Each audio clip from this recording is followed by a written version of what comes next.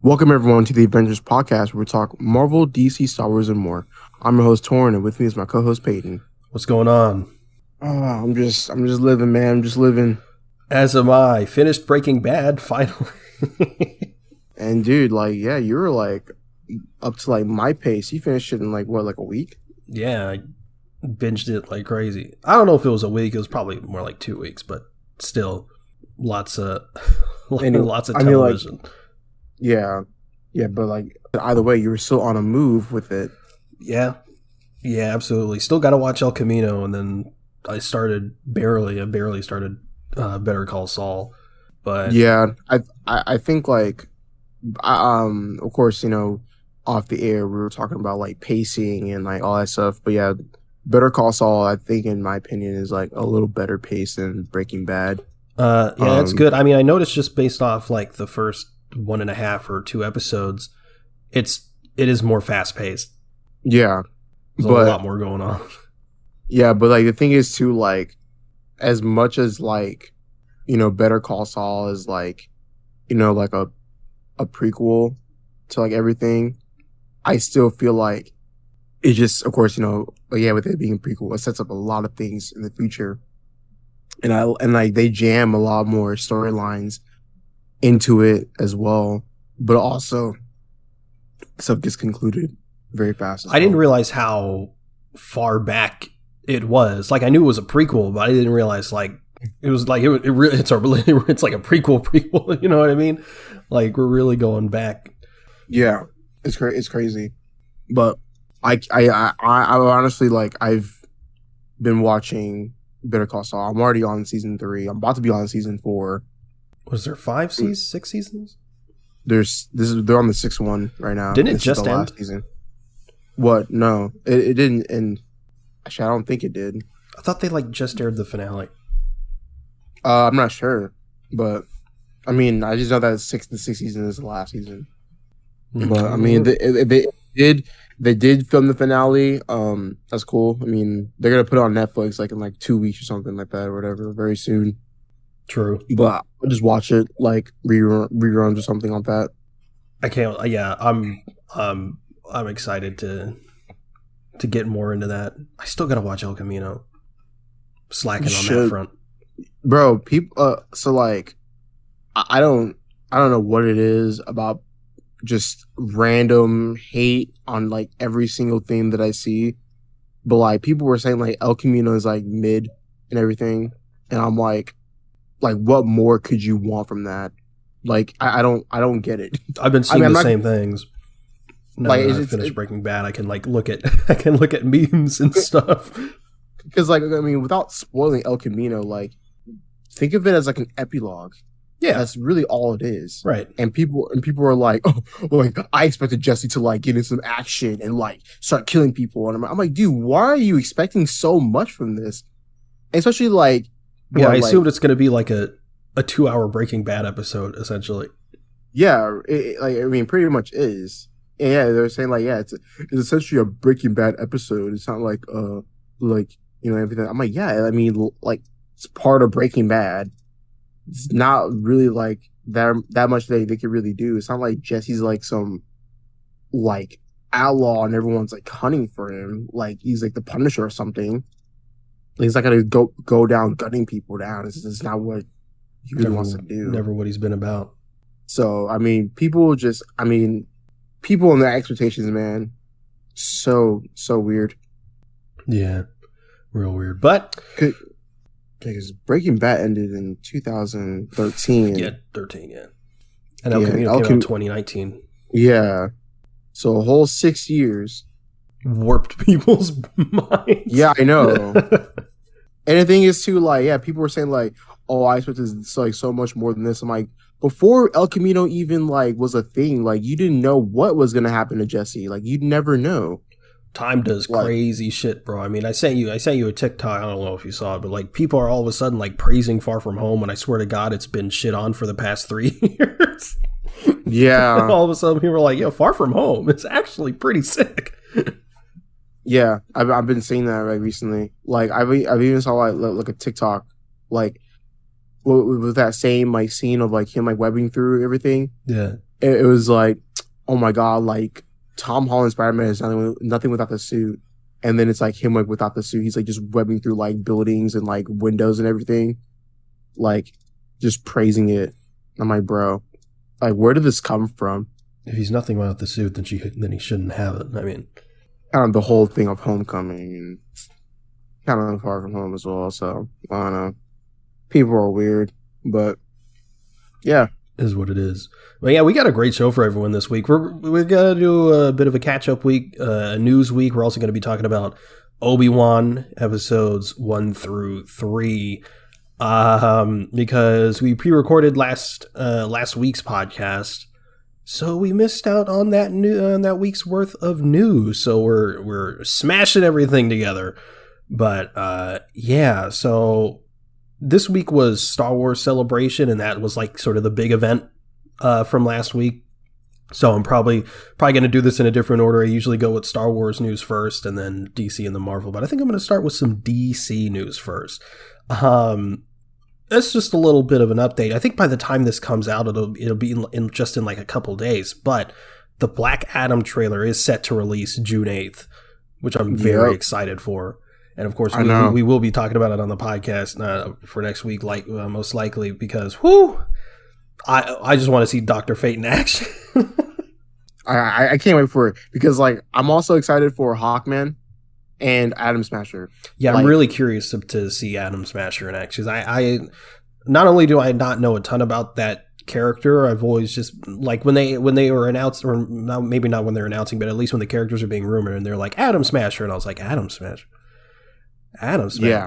Where's Jay Garrick? I'm like, yeah, we've only heard of Atom Smasher in like the season 2 of like The Flash, only like one episode. Yeah. And then like he's also played by like Noah Centineo, who is, more so I know him from rom-coms. Yeah. On Netflix. So that was kind of like a thing of casting there. But of course, I'm not one to judge on casting. They have the right person, and then like they'll do good things. But yeah, I'm excited for Atom Smasher because like that, it's just like it's kind of like a wild card, and Absolutely. I understand like Hawkman and everything because has tie-ins with like the Egyptian culture and everything. So I'm excited for that. Yeah, Black Adam is for me at least, it's very much that. It seems it's like it's going to be a sleeper hit. Like it's like Black Adam. Like who cares? Like I mean, Shazam did well enough, right? I think it was actually like it's a pretty low budget movie, but it was like incredibly profitable. But even on the grand scheme of superhero films, it didn't gross a ton. Yeah, and so now you're bringing in Black Adam, which is arguably an even more obscure character. And I think this is going to surprise a lot of people. And just from the little tiny little snippets of footage we got, I think it was back during DC Fandom. It looks fantastic. So I'm very, very anxious to see what this is going to be about on June 8th, just in a few days. I know. It's crazy because like going back to the concept of how time is just warping everything, like there's so much stuff that's just coming out. Like, of course, we have Obi-Wan and we have The Boys that came out like yesterday. And then we have like, all these other shows. We have like trailers coming up. It's just so much. Like we're getting hit with so many things. Yeah. And what's weird, this is just, it seems like a trend recently, and it's probably just I don't even know. Like it just feels like recently there's been more unwarranted hate towards just everything generally. Mm-hmm. Yeah. And it's like, what the fuck is happening? Like for something like Doctor Strange, sure, it's a divisive film. Stylistically, it's not going to be for everyone. We talked about that. That sort of makes sense. But even then, there was just certain aspects of certain criticisms of that movie that were just dumb and just unwarranted and weird. And now there's stuff about Obi-Wan, which we're going to get into when we get to Obi-Wan. But yeah, like we were talking about time, just rose tinted glasses and everything. I mean, we talked about it back in No Way Home. All of a sudden, everyone's an Andrew Garfield stan now. And then everyone for years is like, not everyone. It's like, it's generally speaking, It's a well-received movie, and it has an incredibly high audience score on Rotten Tomatoes. But yeah, Far From Home, just so many people are like, it's the worst Spider-Man movie. It doesn't understand Spider-Man. And now people are like, Far From Home was sick. It's where is this coming from? Yeah, I just like, and it's like, and it's the thing is like, I've been seeing most of the hate from just like the Marvel fandom of like everything. I didn't even think about Moon Knight. Oh yeah, Moon Knight. Like I mean, besides the complaints of the understandable complaint of the 6-episode format, I get, sure. But like everyone's like, oh my god, the CGI is so bad. Yeah, blah. I'm like, what more do you want from people, bro? Like. Yeah, I saw some of the reaction to the She-Hulk trailer. They were like, it was almost like a backhanded supportive thing. It was like I don't know why we can't accept She-Hulk when we accepted the atrocious CGI in Moon Knight. And I was like, atrocious CG? What? Yeah, and I'm like, and like, I mean, they even had like costumes for that. It's just like how it was displayed, you know, with CGI, how they like puts it on, and everything. And the CGI, there was only one moment I think where the CGI sort of stood out to me, and even then, it wasn't even that bad. Yeah, and it's like, it just also like, goes back to the fact how like people don't know like how like the industry works because, you know, they're dumb. It's like, yeah, oh, the CGI of She-Hulk is bad. Okay, it was probably because it's unfinished, bro. Like probably because they wanted to get people to know about the show coming out. And even if it came out that way, honestly, people would get used to it. I don't think it's any. I think it's because people have this sort of standard when it comes to Marvel and Disney because they have all the money in the world. But like, we get shows like Doom Patrol that has about on par CG with She-Hulk, if not worse, and people love it. And it's all about storytelling and execution rather than just the CG itself. But everyone's so like within the last few years, everyone has been like the biggest CGI stickler. If they see anything that remotely looks it could possibly be CGI, they're like, "Oh my god, what are they doing? Why is it CG?" Like, chill. Yeah, I know, and it's like, yeah, it's even like when they notice it, it's like, oh my god, CGI equals bad, and I hate this like I hate this argument of like CGI versus practical effects because it becomes like this. Like, look, you know, I could be wrong about some things, but this is how like I've generally been told how it works.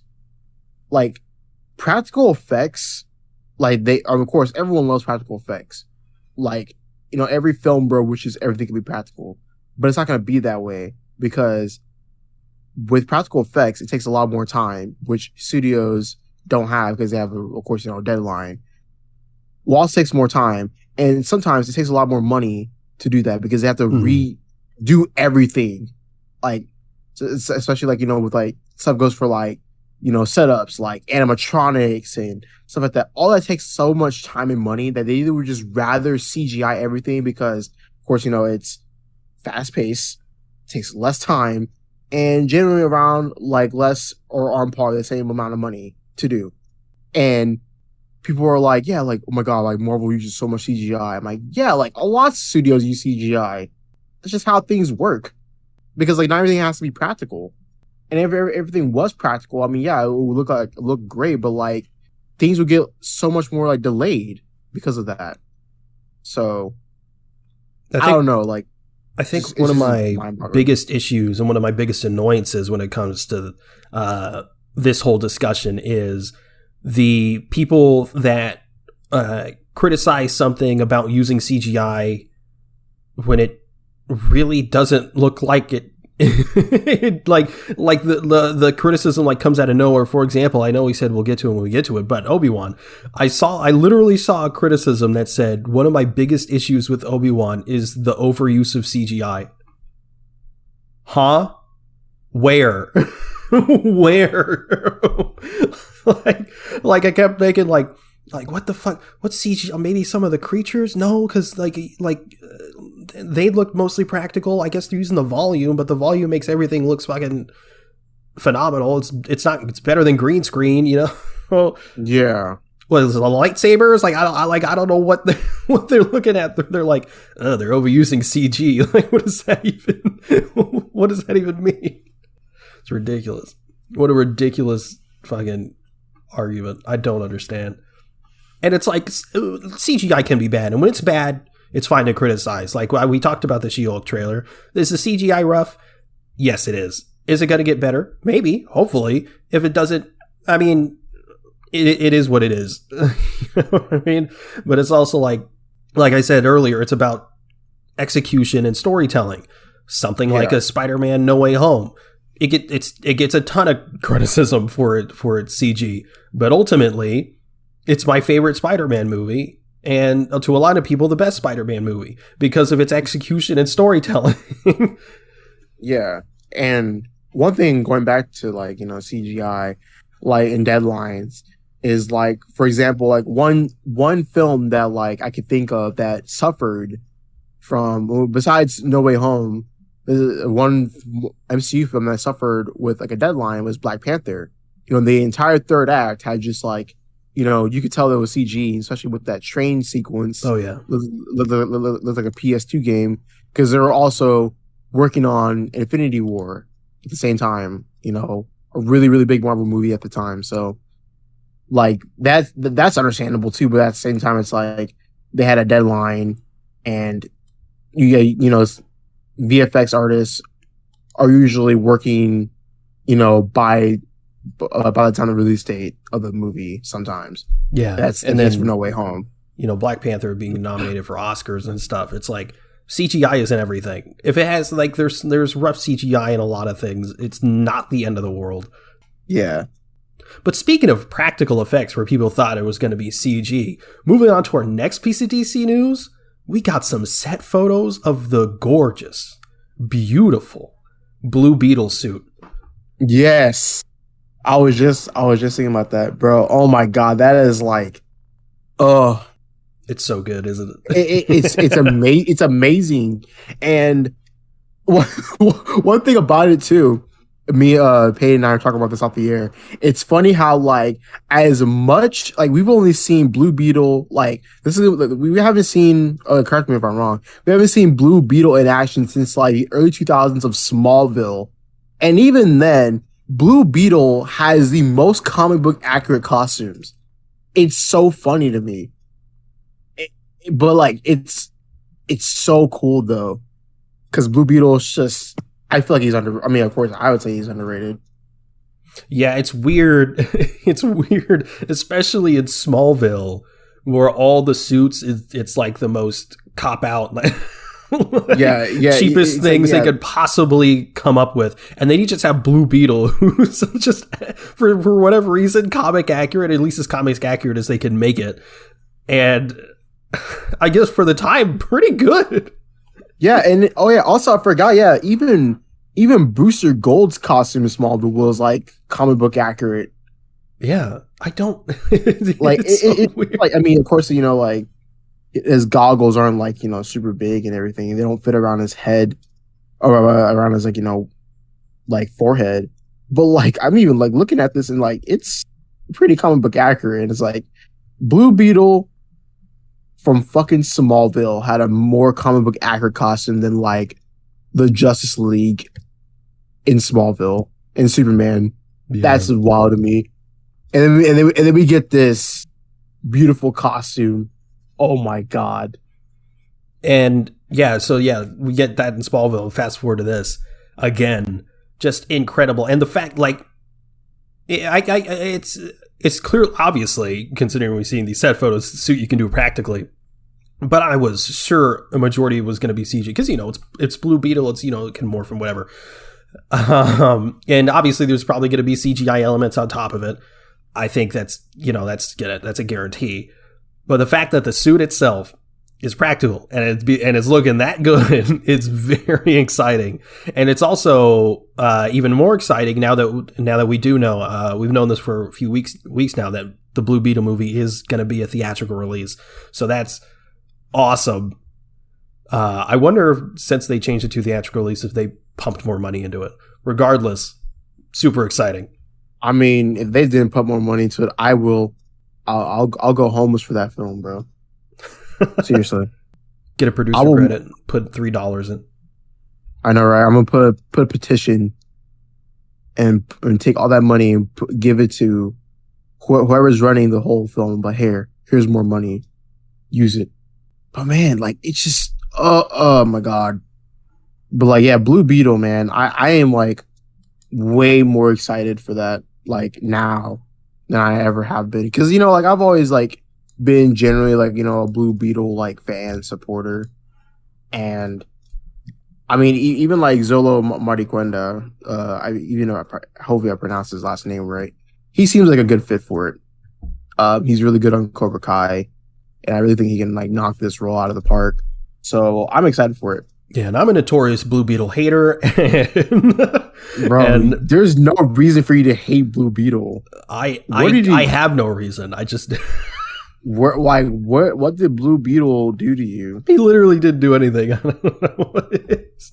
But yeah, I mean, even to me, this suit, it's looking good. It's looking good. But next piece of DC news. This, if true, very exciting. It's rumored that Warner Brothers are considering cutting Amber Heard out of Aquaman 2 completely. As much as I would love that, but that means that they have to like delay it. Not necessarily. I mean, what if they accounted for it and just put useless scenes with her in the movie? So if she needed to get cut, they could just cut everything. Because apparently, I think some of it came out during the trial that apparently they even thought about firing her after Aquaman 1 because they didn't have great chemistry, her and Jason Momoa. So maybe, apparently she was going to have very little screen time to begin with. So hopefully it won't warrant delaying the film, but it's also, if they haven't done reshoots yet, then there's opportunity for that as well. Yeah. Very exciting. But next piece of DC news. This is interesting. Kevin Feige, apparently, during the early days of the MCU, was in serious talks with Warner Brothers to lead DC at one point when he wanted to escape the creative oversight of Ike Perlmutter. What an interesting alternate timeline that would have been. Kevin Feige in charge of DC. Somewhere out there in the multiverse. Kind of want to see that. I know it's like yeah, like I wouldn't be mad if like Kevin Feige would like be in charge of like DC. Like it would be so cool. But of course I can't see Kevin Feige like not doing Marvel stuff. Yeah, I mean, it'd be cool either way. And the MCU's his baby, so it's like even with Ike Perlmutter, and I guess we should explain who Ike Perlmutter is if you don't know. He's a piece of shit. He was I forgot what his exact title was, if he was the ex-president of Marvel Studios or Marvel Entertainment as a whole. But basically, he was sexist. He was racist. Everything under the sun. I think the main story, there's a couple things. One, apparently they wanted to introduce Black Panther a lot earlier, but Ike Perlmutter was like, nah.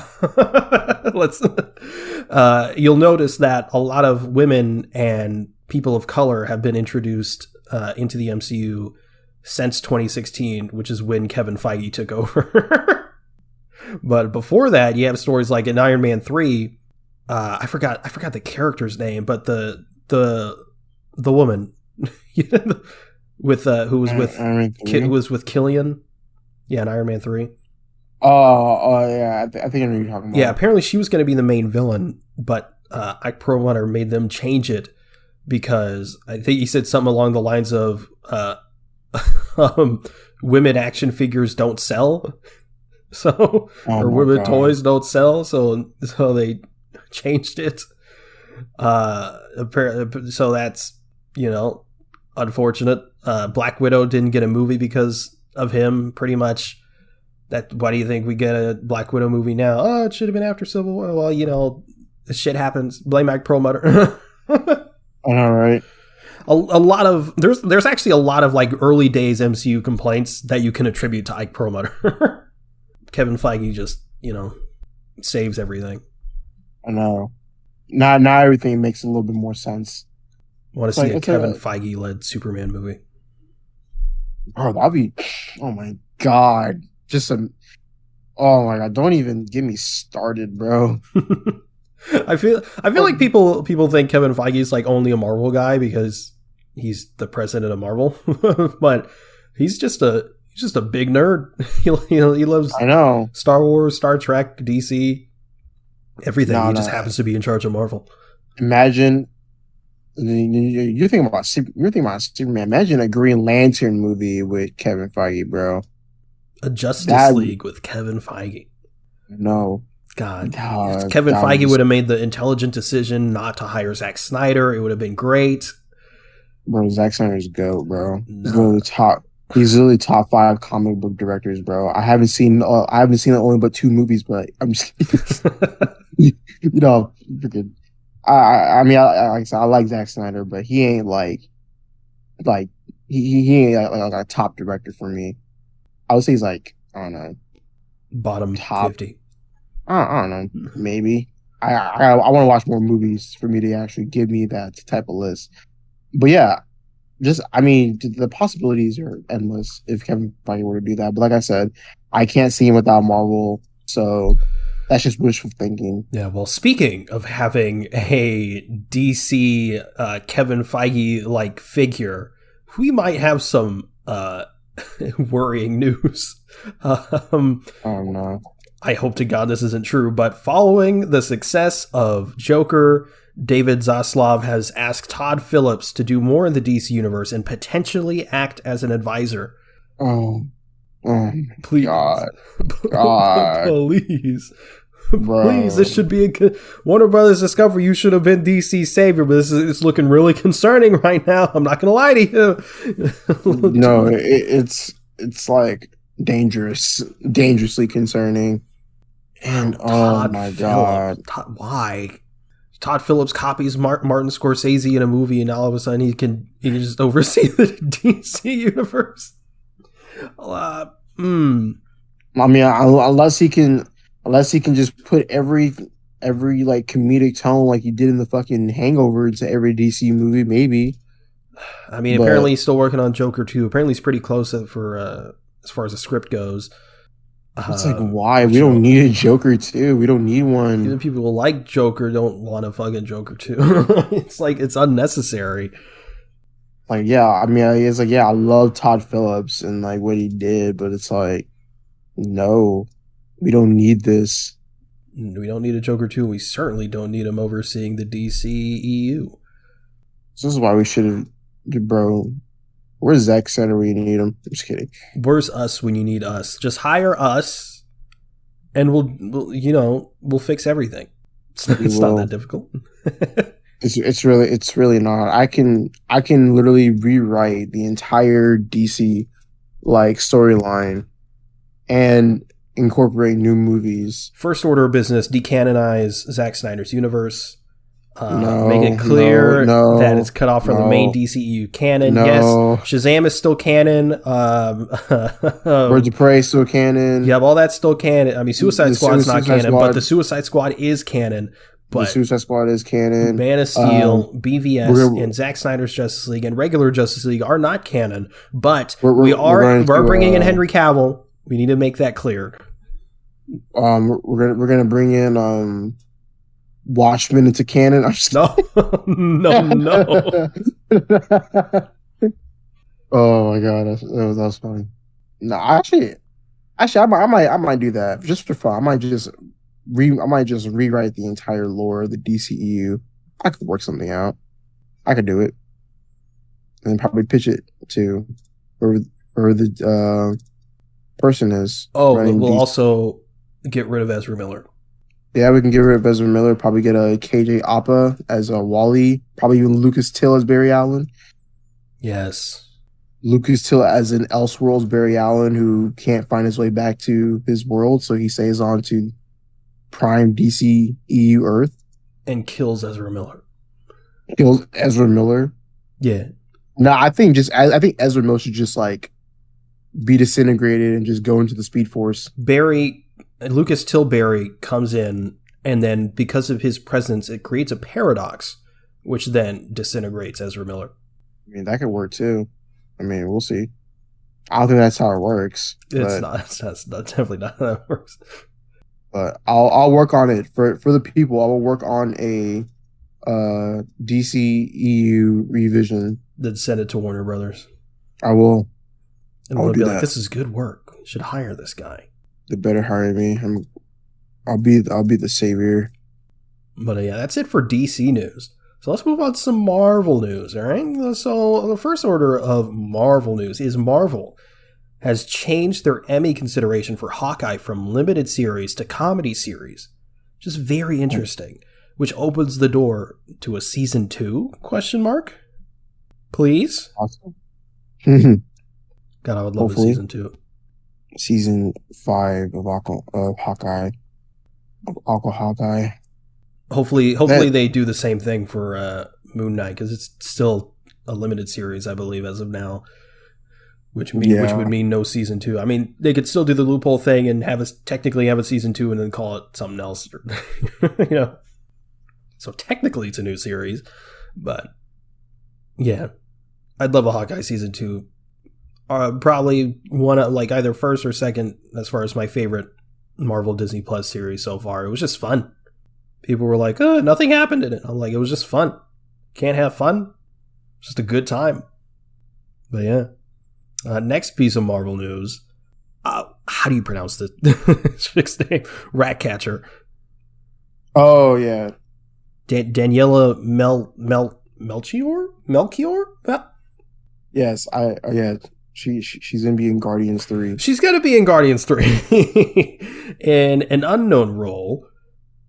She was rumored, I think, for a while that she was gonna be like Moondragon or something, but apparently that is not the case. But yeah, apparently she's gonna have a small role in Guardians of the Galaxy 3, and that's awesome. James Gunn, doing what he always does and putting actors he's worked with before in his movies. I want to be like James Gunn.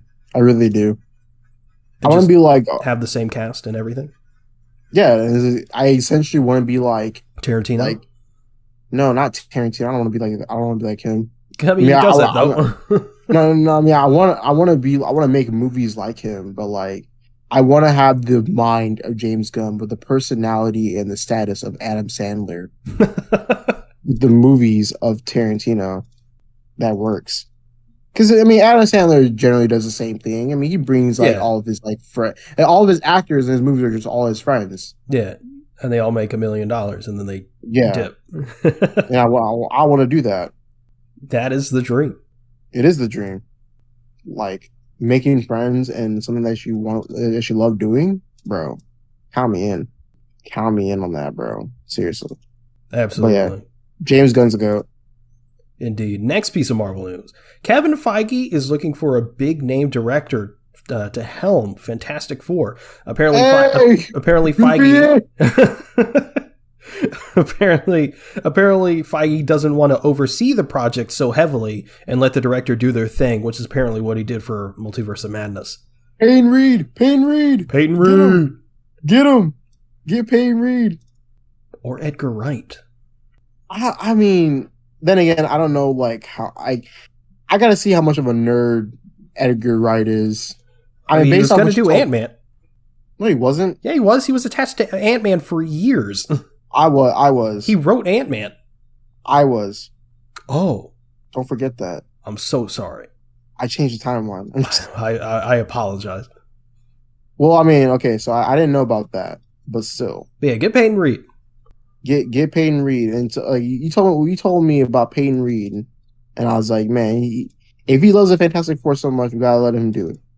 But if it's Edgar Wright, I don't mind, because I actually love Edgar Wright. I love his movies.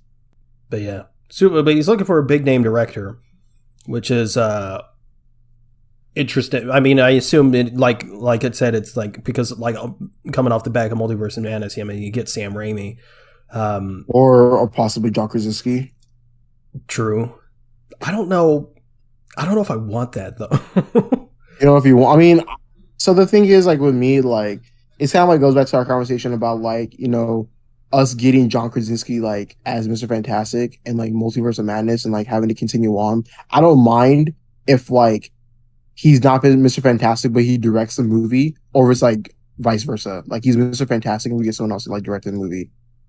Like I don't mind that. He's a good director. I just don't know if he's a big enough he's suitable nerd about it. I mean, then again, he can always brush up on it. He can always brush up on like Fantastic Four recomics and like like Sam Raimi's been a Doctor Strange fan for years and years and years. Yeah, even got mentioned in Spider-Man 2. Indeed. But yeah, I mean, I just want like somebody. Of course, that's the one thing about like directors. And that's like one thing I've been seeing a lot lately too, is that like you can get a director who like has the like the credentials and everything, but like it just works better as if like they're a fan of like the work. Yeah, because it makes like the movie like better, and like, or not better, but like it just makes people feel better knowing that like if they're a fan of the movie, then it's just, or a fan of the character they're directing, then it's just like a way better experience. Yeah, because you compare that to like apparently the showrunner behind the Halo series just like hasn't played the games and doesn't want to even look at the games, right? Yeah, and that rubbed people the wrong way majorly. Yeah, because I'm like, why would you not do that? Yeah, you gotta have someone who respects and enjoys the source material. But speaking of Multiverse of Madness and Sam Raimi, Multiverse of Madness will release on Disney Plus on June 22nd. Yeah, I can't wait to rewatch it. And apparently, it's gonna they're also adding the IMAX enhanced version. So I'm gonna rewatch that in IMAX, and it's gonna be fun because it is the best Marvel movie to come out in the past 3 years. Wow, it's a pretty big claim. Yeah, No Way Home sucks in comparison. So it's because I didn't have incredibly high expectations, Torn. Yeah, I mean, I would just say something different for Multiverse Madness. I'm just like, I'm just so mad that like I didn't get my Ghost Rider cameo and like my Ben Affleck 2003 Daredevil cameo in there. Yeah, it's bullshit. It's just bullshit. Sad. Like I'm just like so upset that like they didn't go to like a multiverse where like Cornelius Pringleton was president. Yeah.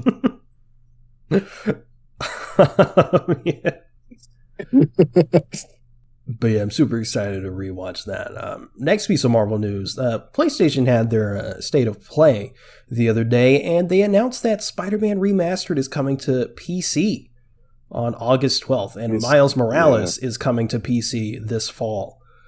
So, yeah. I definitely didn't buy a PlayStation 5 specifically for this game. I didn't. So I'm not mad at all. Yeah, all the console fanboys are just like so upset about it. What's the point of buying a PlayStation 5? I'm like, bro, like, get over yourself. Yeah, and it's also like, I mean, it doesn't seem like it for now, but it like Spider-Man 2 is likely going to be exclusive for a while. I mean, it's big. I mean, Spider-Man came out in 2018, and 4 years later, 5 years later, or whatever, it's just now coming to PC. So Spider-Man 2 comes out in a year, which is kind of crazy to think about. Comes out in a year. I mean, it's gonna be PlayStation exclusive for a while, but it's not like Spider-Man's the only PlayStation exclusive, But I think it's between that, because God of War recently came out on PC as well, and God of War and Spider-Man were like the big boys of the exclusivity thing. But it's got like Uncharted and The Last of Us. That's still there. So Ratchet and Clank, I think. Jack and Dexter, or Jack and Daxter. Yeah. Can't do Crash Bandicoot though. Microsoft own that now. I know. Crash Bandicoochie. Yeah. Next piece of Marvel news. There was a new Thor trailer. So long we haven't recorded. It feels like this trailer came out 25 years ago. But new Thor trailer, it was very fun. We actually got to see a lot more of Natalie Portman's Thor. So that was cool. Also, seemingly confirmed finally that it is not a Jane Foster from a different universe. It's the same Jane Foster. But yeah, enough of the multiverse stuff, bro. I'm just kidding. I liked it. I liked it. I enjoyed it. I can't wait to see Christian Bale as Gore the God Butcher. I'm really, I'm. So I saw a theory of like the Jane Foster like thing of like they're gonna most likely go with the cancer route, the cancer storyline. But then people are like, oh, well, how did she get cancer? Someone said that like how whenever they extracted the aether from her body, it like created like this like thing of this like odd like reaction, and that made her get cancer. But my thing is, I just want to. I mean, like, I haven't read that Thor run, so I don't know. I mean, I might have to pick it up whenever I'm not poor and begging for money. But I want to see like I want to see what they would do on like how she gets Mjolnir. So, because like I don't know, man, I love Jane Foster Thor. I just loved like the idea of it. And like how she got her powers.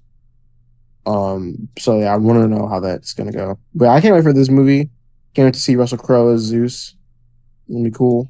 I can't wait to see Chris Hemsworth's ass. Facts. It's not censored. Yeah, bro. Everyone's like, "Oh, Thor's gonna die." I'm like, I don't think Thor's gonna die, bro. Like, no, he's not gonna die. They always say some stupid shit like that. Oh, because like someone else is like taking over. Oh, I think this person's gonna die. No, he's not gonna die. Stop. Shut up. It's not how that works. Did you see that Morbius came back into theaters? I did see that. Everyone was morbulating. Yeah, it only made $85,000. Really? Yeah. No one saw that shit. Bro, what? Sony was like, man, we got to capitalize on this meme. Let's put it back into 1,000 theaters, and it only made $85,000. Bro, no one's getting paid.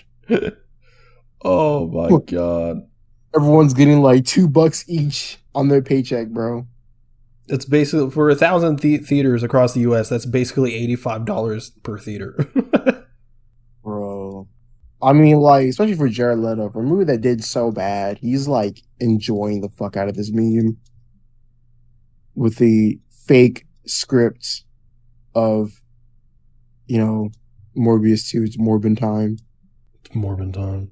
Oh man, freaking Morbius 5 Morbulations.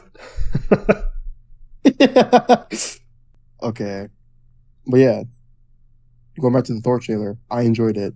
Can't wait for it. And we got Korg right at the beginning. I was like, yes. Yes. Korg.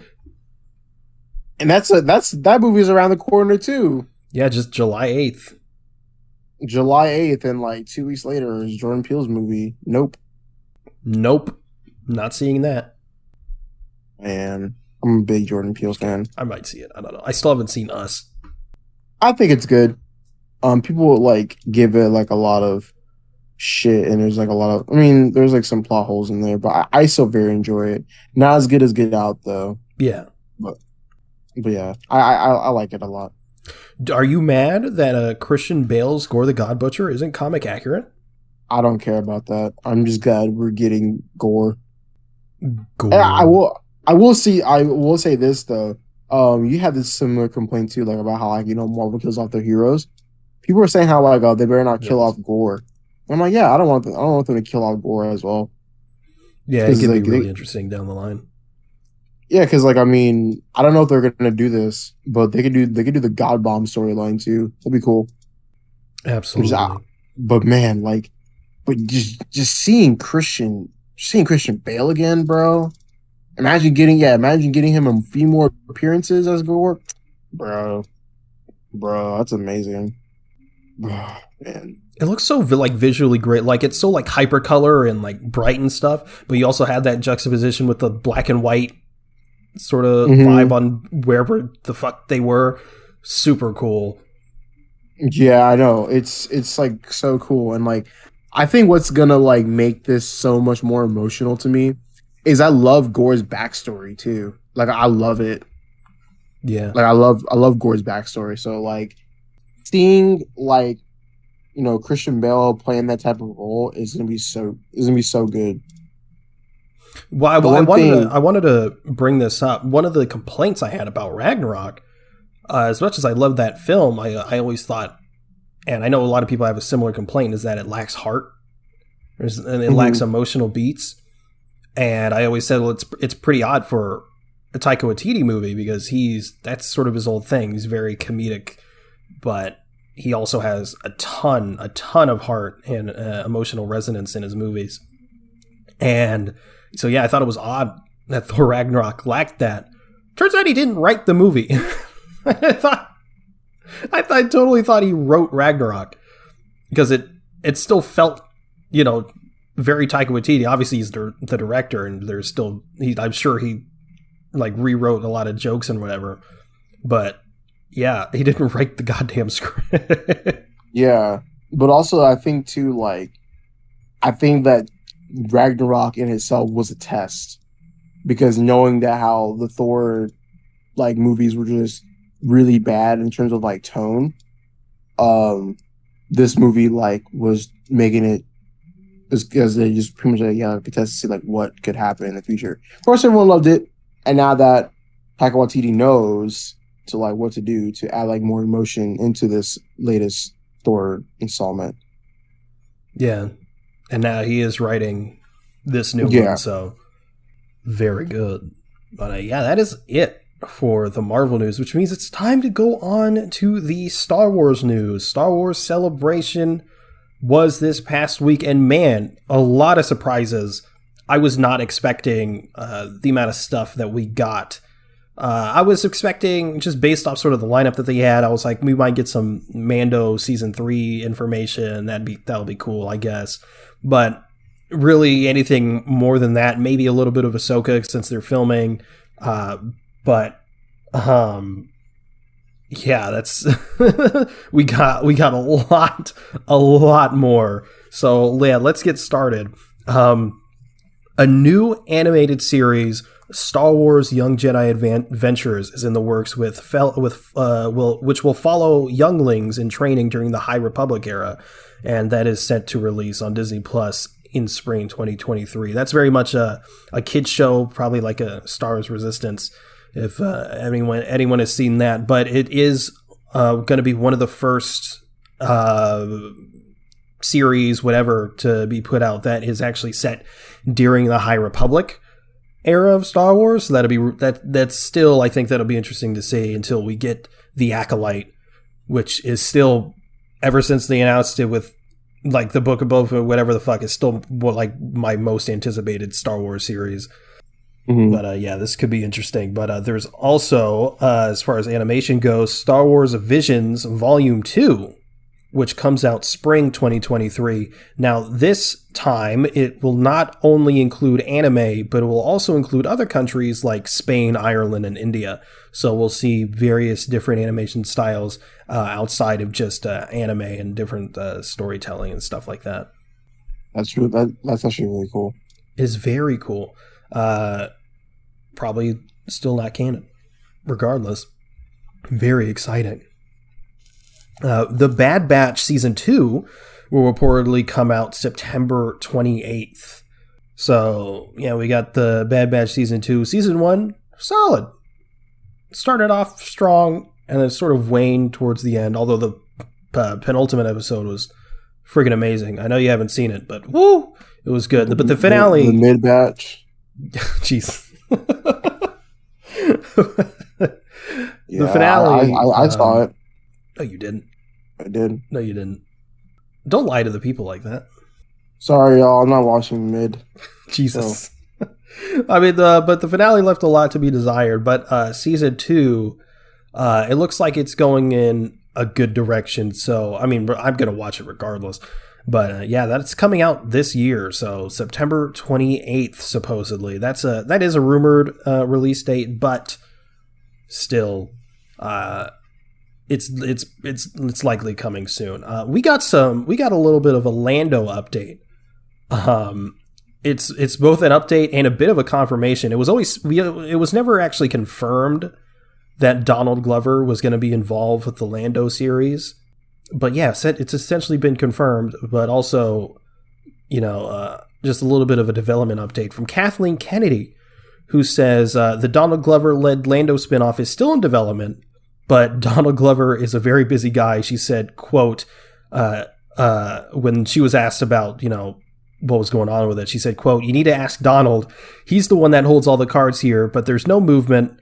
I will say that honestly, but it's not for lack of trying. It's just that he's a very busy guy. He's got another series and I think one other thing, and then he'll come our way. So patiently waiting." So it's cool that it's not canceled. Yeah. And it's also cool that Donald Glover is the guy that's going to be involved. Whenever that happens, hopefully sooner rather than later, but if it's later, as long as it happens, I'm happy. I really want to see more Donald Glover as Lando. It's also really ironic considering, like, last week she said, like, they don't want to recast any of the original actors. All right. But yeah, is what it is. I hope the way I sort of want them to do the Lando series, it's like a captain's log sort of thing. It's like Billy D. Williams, like, telling stories about his just his days, just it being just adventuring in, like, the Millennium Falcon or whatever. And then it's sort of like intercut between his narration and Donald Glover, actually doing everything. I think that'd be really fun. Mm-hmm. But yeah, moving on. Dave Filoni's Tales of the Jedi, which is that series that was leaked a long time ago. The name that is, and people were like, "What is this? What is this? What's Tales of the Jedi? What's Tales of the Jedi?" And then it was rumored that it's going to be a Dave Filoni animated series, and now we finally got not only confirmation, but we got details. It will be an anthology of original animated shorts, each story featuring Jedi from the prequel era, including Count Dooku, a young Qui-Gon Jinn, and Ahsoka. So that is very exciting. Liam Neeson will return to voice Qui-Gon Jinn, and this is really fun. Liam Neeson's son will be voicing young Qui-Gon Jinn. I knew it. I knew that was going to happen. Like, I knew that was going to happen, so... Yeah, so Tales of the Jedi, it's gonna be releasing fall of this year. So very, very soon. They also showed a little bit of footage and we got some screenshots. The Ahsoka one is gonna be, actually there's gonna be a few Ahsoka ones. I believe there's gonna be 3 Ahsoka episodes, and I think it's 6 episodes total. And it's gonna be like 3 focus on Ahsoka and 3 focus on, like, Dooku and Qui-Gon. So that'll be interesting. But we see some screenshots of, like, little itty bitty baby Ahsoka and her mother, before all the Jedi shit. So maybe we'll see, like, Plo Koon finding her or something. That'll be very cool. Goat Koon. Did you say Goat Koon? Yeah, it's true. He's the goat. We need more of them. But I know, right? This is I'm really excited for Tales of the Jedi. Just like a super short anthology series, like these little, like, quick arcs to fill in sort of the gaps for some of these characters. That's awesome. That's really cool. I'm not excited for it. Oh, it's me mid. Oh no. Well, yeah. Next piece of Star Wars news: the Andor trailer came out. And wow, was that shut up.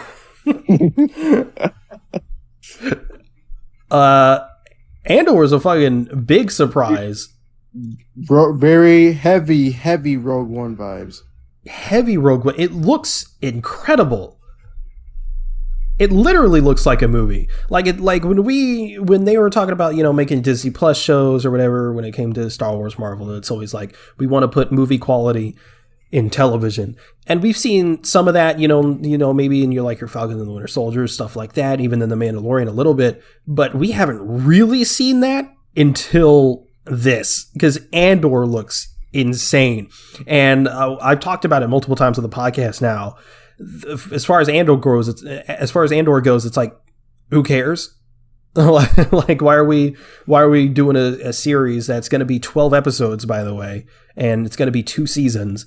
Why do we care?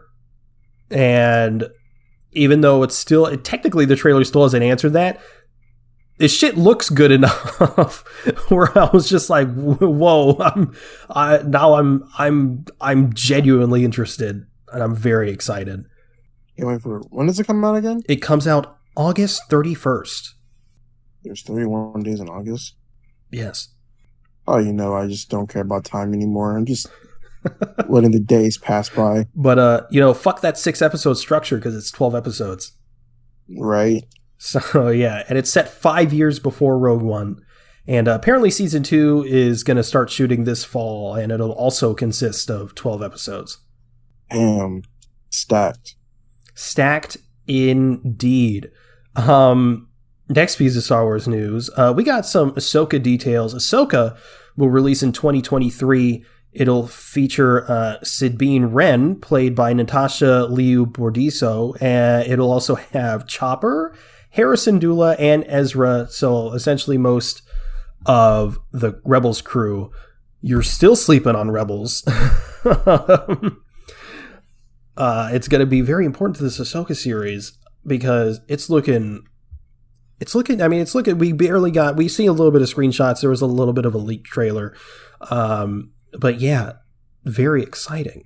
It's going to be releasing sometime in 2023. Watch Rebels. just watch it. Watch Me? Rebels. Yeah, watch Rebels. I'm not sleeping on Rebels. You are sleeping on Rebels. I'm not. Why haven't you seen it then? Because I haven't watched anything.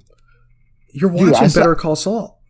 I know. I'm watching Better Call Saul, but you could be watching Rebels. I could, but I wouldn't get anything. What do you mean? I wouldn't get anything. I can't just start on Rebels. I have to What do you mean you can't? I have to watch everything. No, you don't. I do. I mean, it's really only connected to Clone Wars. You've seen Clone Wars, bro. I haven't seen Clone Wars. No, I mean I haven't seen all of Clone Wars either, but you can get by. I'll just watch the prequels. Only episodes that can only connect to the prequels of Clone Wars. Skip Clone Wars and then go to straight Rebels. How about that? Yeah, just watch Rebels. I'll skip Clone Wars. No, I've seen a bit of Rebels. I've seen a bit of it. Honestly, you really only need to see the last 2 seasons. I mean, there's some character development or whatever, but who cares? But yeah, that is Ahsoka. Moving on to the next piece of Star Wars news, The Mandalorian Season 3 releases February 2023. So, still a ways off, unfortunately. But, we got some information. We got another, a little bit of a leaked trailer. But Din will go to Mandalore, which has, been decimated. So, I don't know what the fuck he's going to do there. But he's going to go to Mandalore to, atone for his sins or whatever because he took off his fucking helmet because the Mandalorian are fucking pussies. Bo-Katan will return, and she seems to be playing a bit more of an antagonistic role because, she's mad that she doesn't have the Darksaber. So yeah, very excited for The Mandalorian Season 3, February. God, that feels like a fucking eternity away, but it's also it's going to be here in 2 seconds, so... Next piece of Star Wars news, and last piece of Star Wars news until we go into Obi-Wan. Star Wars Skeleton Crew, an original series starring Jude Law from executive producers John Watts, Christopher Ford, and Jon Favreau and Dave Filoni, is going to start streaming in 2023. So this is the rumored series that John Watts was a part of. So we actually have information on that now. Starring Jude Law. Apparently, the series will follow a group of kids about 10 years old. But apparently it's sort of a kid's show, but not a kid's show. Dave Filoni, I believe he said it's as much for kids as the Clone Wars is. and the Clone Wars can get pretty dark. So, it could be pretty interesting. We talked about it 2 weeks ago, how it's sort of like 80s action adventure movies, that kind of vibe. So, that's very, very exciting. I can't wait to see it. I just want to go on a very big Star Wars binge, just hearing all these news. Yeah, man, get on it. You got Rebels. I'm already watching Obi-Wan. True. Might as well continue it. Haven't you still not seen season 2 of The Mandalorian? Oh, Jesus! Did you watch Boba Fett? One episode. God damn it! Do I really want to see Mandalorian season 2.5? Just watch the 2 Mandalorian episodes. Yeah, dude. And it's just me. But even when people are like, oh yeah, the Book of Boba Fett, it's it's just not good. It just proved my point even more that Boba Fett is just not an interesting character. I just don't find him interesting. I mean, he looks cool. I think he's interesting. It just was executed poorly in that series. Nah, it's just he's not a good character. He's very mid. Apparently, everything's mid to you today. It is. It's Star Wars. I'm just kidding. No, Star Wars is mid. Have you seen fucking Episode 3, the worst movie in Star Wars? Yeah, it doesn't have enough Jar Jar for me to care. Truly sad. Yeah, it doesn't have it doesn't show his true form of him becoming a Sith Lord. So can't care enough. Lord Jar Jar. Darth Jar Jar. Darth Plagueis the Jar Jar. And Palpatine was talking about how he got trained from his master, but we never saw who that was. It was Jar Jar all along. He controlled Star Wars. True. Have you seen the Siege of Mandalore arc in Clone Wars season 7? I believe so. Yeah, season 7. Oh no! I haven't seen season 7. You haven't even seen the last arc? No, I haven't seen that. Oh my god. Bro, you want to know where I left off? It's the best piece of Star Wars I've ever seen, Thor. What are you doing? Dude, I haven't been watching Star Wars like that. Oh my god. Bro, you want to know where I'm at in freaking the Clone Wars? I'm still at the very beginning. I'm kidding. No. I'm at the part. No. I don't even know. I forgot. But I have not seen season 7 of Clone Wars yet. Well, honestly, you should just. I can legit. I can send you a watch guide that just has the most important shit. You could just skip all the fucking filler. Yeah, I'm gonna need that expeditiously. I can binge this shit, bro. I can do this. Yeah, you can binge it faster with the watch guide. Yeah, I know. I'm just saying. Yeah, I know. Once you give me that watch guide, I can get back to the Siege of Mandalore arc. It's so bro, good. I've been watching Star Wars like that. It's so good. I know it's good. I've been hearing you talk about it in Joel for the past I don't know how long. The things y'all hear, the things I see in that chat about Star Wars. I know about it. I know how good it is. I just haven't watched it yet. And I was like, might as well start on Obi-Wan because I can get a grasp of what happened. It's literally 10 years after the prequels.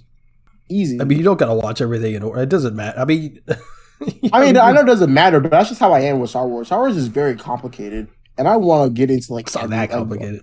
Well, it's not that complicated. I know surface level stuff, but still, I want to get into I want to be more knowledgeable about Star Wars to at least have a conversation and not feel lost. Do you know Quinlan Voss? Who? Quinlan Voss? No. All right, I'm just testing to see how surface level your knowledge is. It's very. I'm gonna say this. It's movie surface level. That's how surface level it is. God damn. It's very boomer like. All right, I could watch Star Wars after Better Call Saul for sure. All I care about now is you watching the Siege of Mandalore arc. That's all I care about. And Rebels. As long as you watch Rebels before Ahsoka, that's all. I mean. Oh, I can get through that easily. Yeah, it's only 4 seasons, and even then, I mean, you could probably skip around. Yeah, Send me that watch guide instantly. I will send you that watch guide. But I think I'd have to sign back into my Twitter account. Sacrifices must be made. But yeah, that's it for the Star Wars news other than Obi-Wan, which means, we got Obi-Wan next. Episodes 1 through 3. Of course, we're going to spoil the shit out of this thing. So if you haven't seen it, we're not doing non-spoilers than spoilers. What do you think this is? Dr. fucking Marvel movie? Nah, we're spoiling this shit. So when Obi-Wan died, that was fucking insane. I mean, plot holes, am I right? I know. I think it's because like, whenever he died, they went to the multiverse and got another Obi-Wan from a time when Anakin didn't get corrupted. But Crazy. Obi-Wan's causing a lot of controversy. If you've seen, I have, unfortunately. What do you all that racist shit and like here goes the fandom again bullying kids. For real? Fucking losers. And then like because they get called out on the racism, they're review bombing the show because they're worthless pieces of crap. So I agree. it's just like, how toxic do you have to be like to fucking do this shit? Like it's crazy. And I mean, like, Marvel ain't too far off either, so they ain't getting a pass dangerously either. close. So I mean, like, it's just a controversy. It's like just unwarranted and it's unnecessary. There's been people of color in Star Wars before. Why is it a problem now? And like, why has it been a problem in the past like few years? Ever since the sequels came out, it's been like a problem with like people of color in Star Wars. Yeah, it's weird, and people just refuse to see it as as racist. But I mean, we can have fucking red and blue colored Twi'leks, but God forbid a black woman's on screen. Oh my God, it's fucking weird, disgusting. But really. Besides that, how'd you like the show so far? Oh, the show's really good. I enjoy it a lot. I mean, I'm gonna say this right now, like, going like just the 3 episodes alone, I love Ewan McGregor's performance, but I'm loving like little Leia. Like, she is like probably like the standout for me. She is so fucking good. We talked a little bit about it off mic, but like, Carrie Fisher would be so proud. I know. She's Leia to a goddamn T. And it's just like it's so good, bro. It's like amazing. She's like, yeah, I mean, like I said, she's like Leia to a T. She has like all the beats down, and it's just like, it's so heartwarming. Like she's like really, really good. I enjoy it a lot.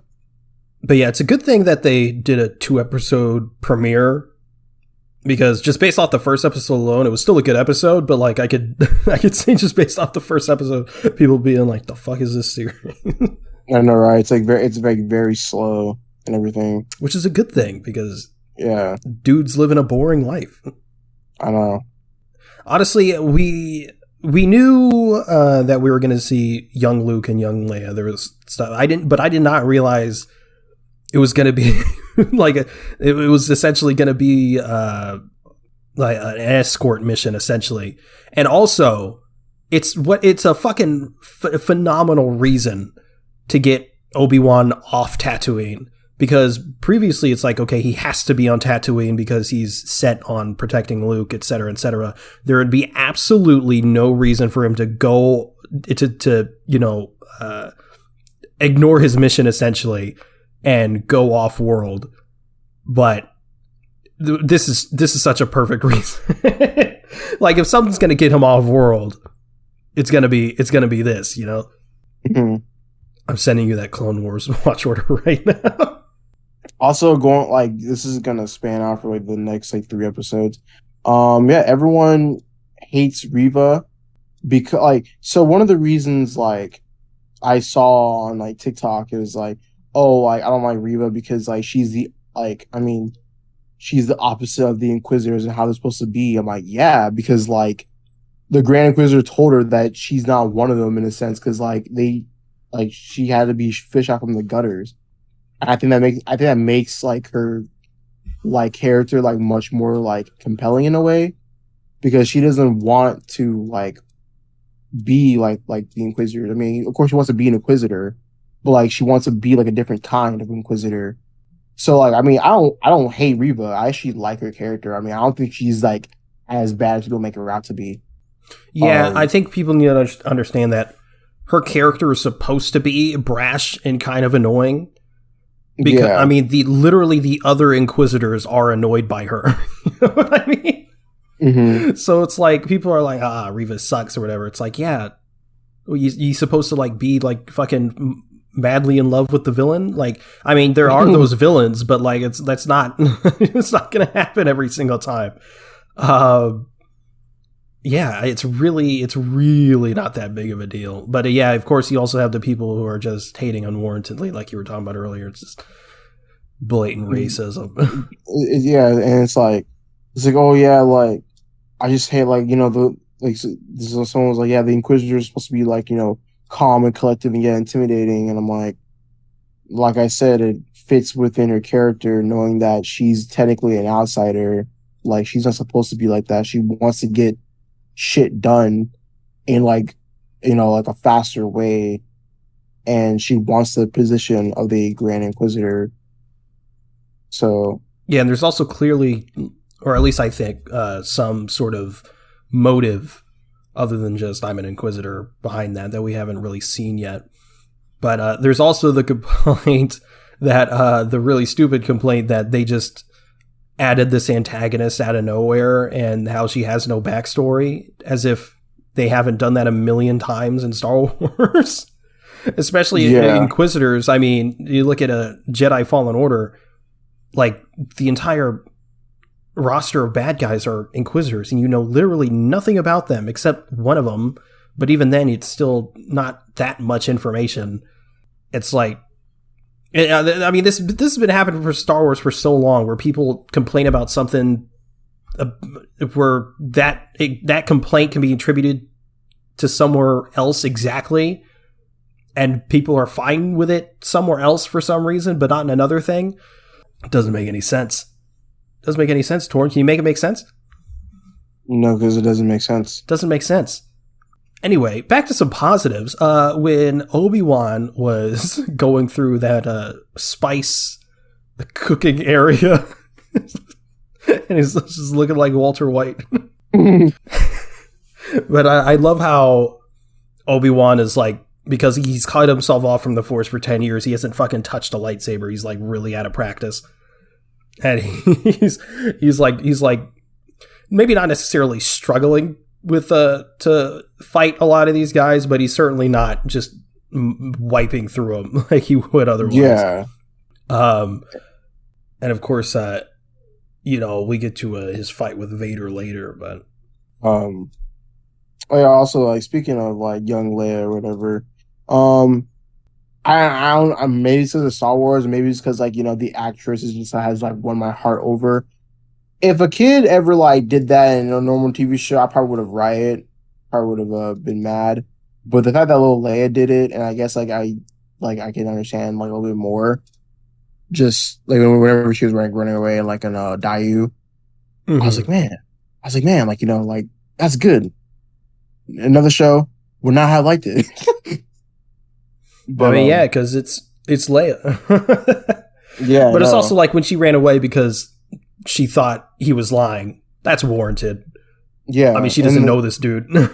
yeah. She doesn't know this dude. He's not telling her anything. And like, I will say that like, for a fucking 10-year-old, bro, she is like super fucking wise. It is insane.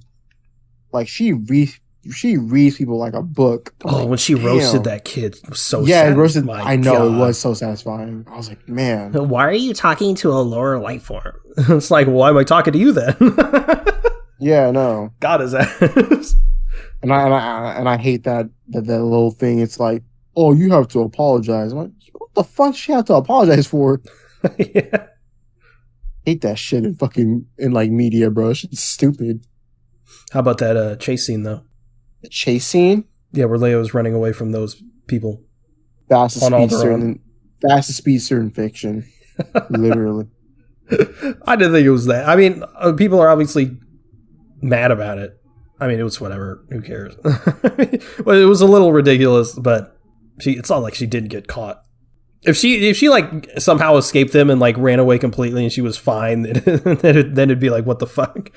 But she got caught anyway. So I think the only time I didn't like Reva was at the end of episode 2. And this isn't really about not liking her character. It's more like just something I thought that was kind of ridiculous. Is when Obi-Wan escapes and he gets on like the freighter or whatever with little Leia, and she's already stabbed the Grand Inquisitor ever, and she like raises her lightsaber up and she's like, "We're gonna find you. You can't run from us." It's like he can't hear you. No. Who are you yelling at? The fear on Ewan McGregor's face when she told him that Anakin was alive was so good. And like just close up on his face, and he's just like, holy shit. Oh no. And then of course he says Anakin, and then it hard cuts to Vader in the Bacta tank. It's fucking sick. I know, right? Dude, oh my god, like, yeah, the cutting back and forth of Obi-Wan and Anakin was just so good. And like also like when like like when Anakin was suiting up to be Darth Vader, bro. Oh my god. So good. It was so good. Kumail Nanjiani, bro. The GOAT. Playing a fraud. He always plays sort of like similar characters, but he's always great. I know. I kept thinking about his thing in Eternals. But like, you know, he just kept being like an actor for like years and years. Yeah. But yeah, that shit was good though. Loved his turnaround. How he was like, man, he was like, I'm a big fan. Like, if I knew who you were. No, right? But yeah, freaking Obi-Wan with a blaster though, better than Han, maybe. Nah. Dude kept missing. Dude, like, but the rooftop scene. Or like Obi-Wan, like little Leia were like dodging all these bullets. I'm like, what is up with people having Stormtrooper aim? Like, is this like hit some people? And then like he finally hit some people. I'm like, you got that little boss ripoff. Yeah. And that little droid or whatever. But fuck Freck. God. Thought he was cool, man. I thought he was a nice guy. I also thought it was Seth Rogen the first time I watched it. It was funny. But I have nothing else to say. But what? When that stormtrooper got cut in half. Yes, dude, I was laughing. Yes, I was laughing. I was laughing so hard, really bro. Good. Didn't expect to see that. Just straight up got sliced in half. Oh, it was great. Whoever added that, whoever suggested that needs a raise. Seriously. For real. But yeah, should we get into Vader? We should. By God. My God. Bro, Vader. First of all, James Earl Jones is back. Yes, he is. Apparently it's AI, but I mean, still good. There was I actually thought his voice was interesting. It literally, maybe I'm looking too deep into this, but it literally felt like an in-between to me from like Anakin and where we see Vader at in A New Hope. He seemed more emotional in this because it's not directly after, but it's not that far after Revenge of the Sith.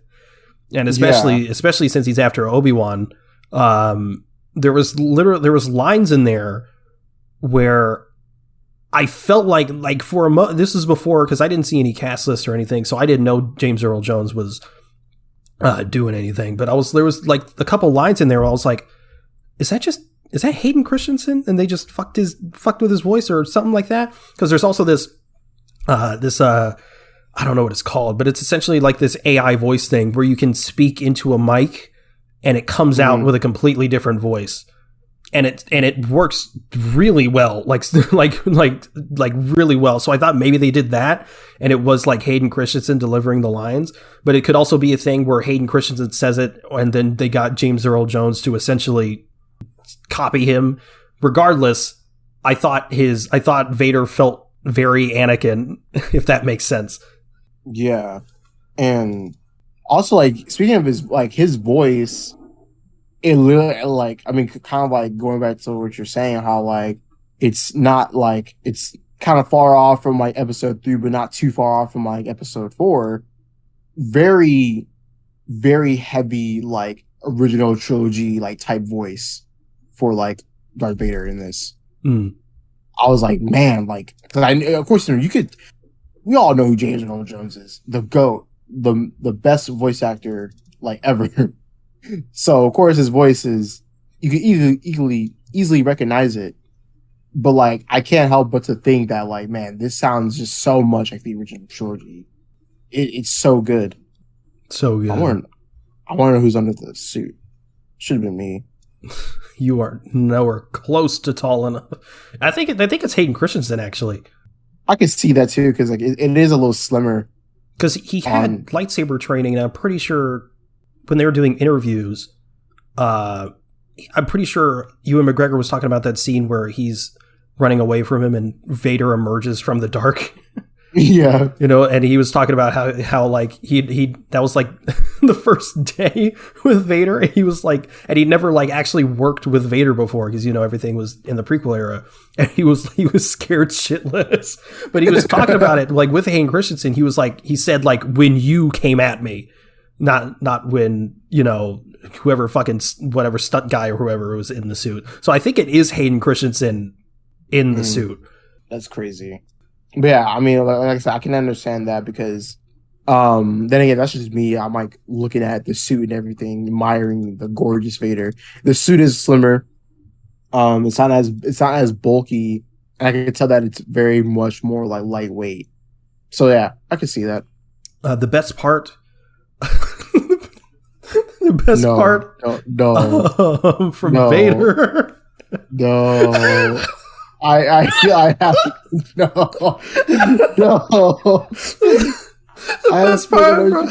The best part of Vader was when he snapped that kid's neck. I knew it. I knew this is so fucking.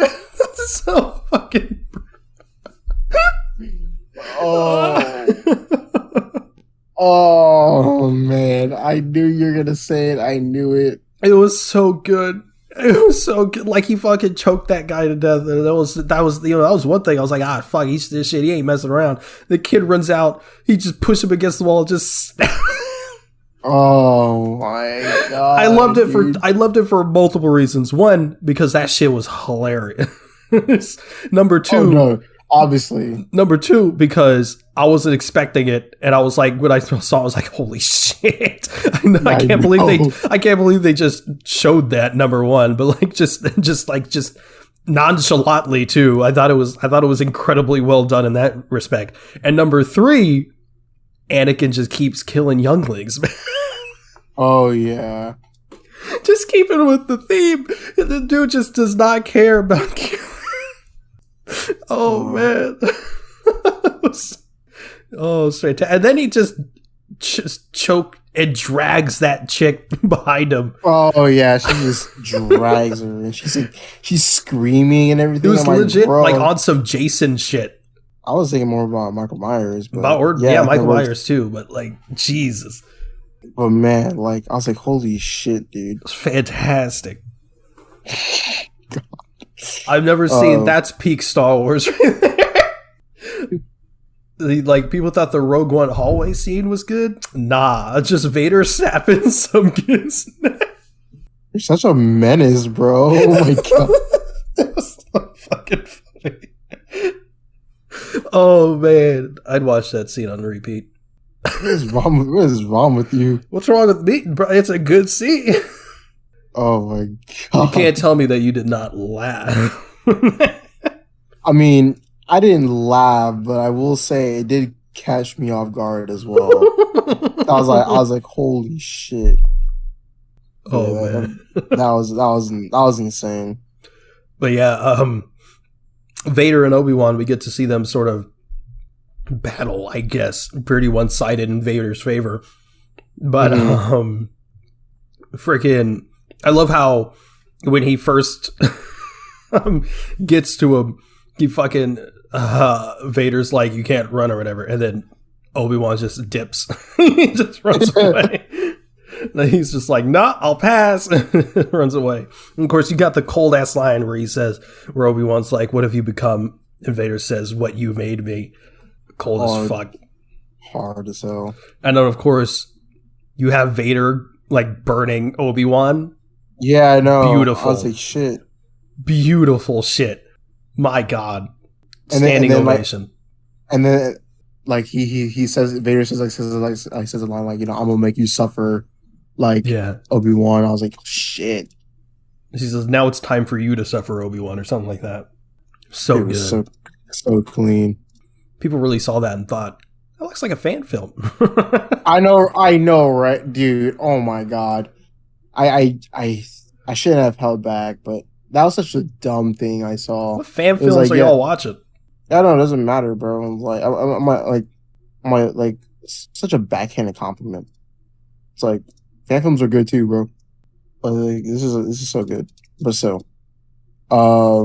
yeah, I was like, man, like, bro, this shit is crazy. There's so much agony in this episode. It was like I could feel it. So much agony throughout the entire series so far. I know, but dude, holy shit! And of course, Reva finds little Leia. Yeah, I know. I was like, oh shit. It's also definitely not the last time we're going to see Obi-Wan and Vader go at it. Yeah, for sure. I wonder how much, because I didn't expect to get him this early. I mean, I know we're halfway through the season, but I was expecting him in like the last couple episodes. You know, I thought they were really going to save him. Wait, there's six episodes in this one too? Yeah. Oh my God. I'm sorry. Because you said halfway. I'm like, oh nigga, ain't no way, bro. we can't win. Is what it is. Imagine there's a time jump and it's like episode 4 Obi-Wan.